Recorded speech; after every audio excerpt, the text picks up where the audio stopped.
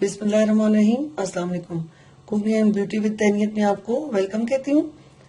आज मैं आपके साथ एक बहुत ही जबरदस्त ब्यूटी टिप शेयर करने जा रही हूँ, जो कि आपकी स्किन को बहुत ज्यादा जबरदस्त ग्लो लाएगा आपकी स्किन में, और बहुत ज्यादा आपकी स्किन फ्रेश और साफ हो जाएगी।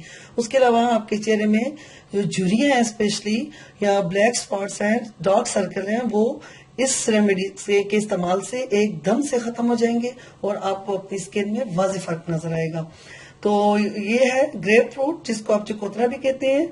इसके जूस को भी हम इस्तेमाल करेंगे और इसके छिलके को भी हम इस्तेमाल करेंगे। तो मैं आपको बताती हूँ कि किस तरीके से आपने इसका जूस निकाल के और अपनी किस तरह का आपने फेस मास्क बनाना है। अच्छा, इसके लिए आप क्या करेंगे, एक बाउल हम ले लेते हैं।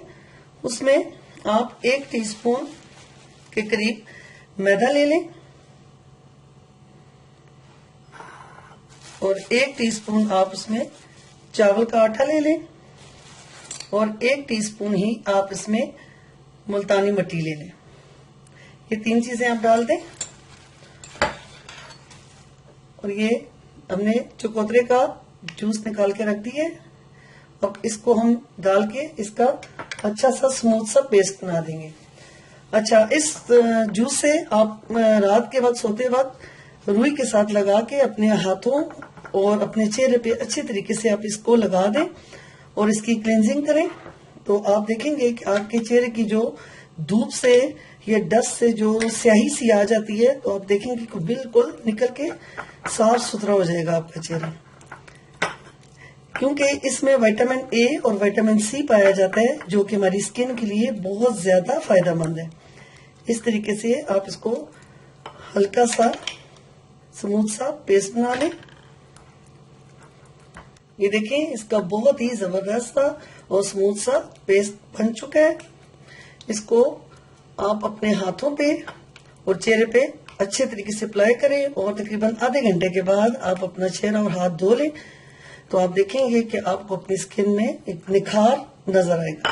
अच्छा, इसके अलावा ये देखें, इसके हमने छिलके भी निकाल दिए हैं और इसके जो छिलके हैं ये रंगत को साफ करने के लिए बहुत ज्यादा फायदेमंद है।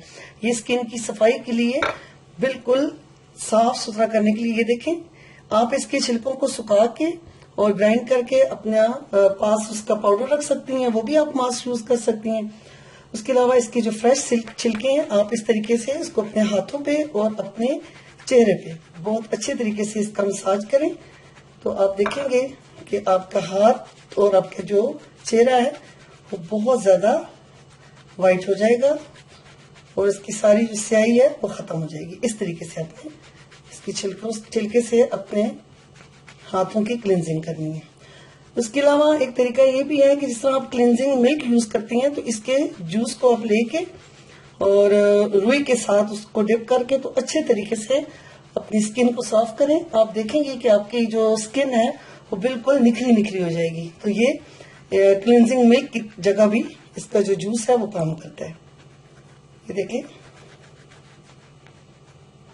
इसका रंग चेंज हो गया। इसने हाथों की सारी जो स्याही है वो ले ली है।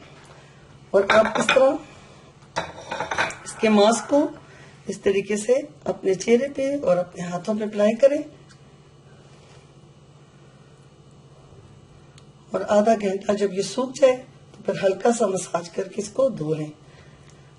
आप रोज 1 दफा इसका मास्क लाजमी बनाएं और अपनी स्किन को बिल्कुल फ्रेश और निखरा निखरा बना दें।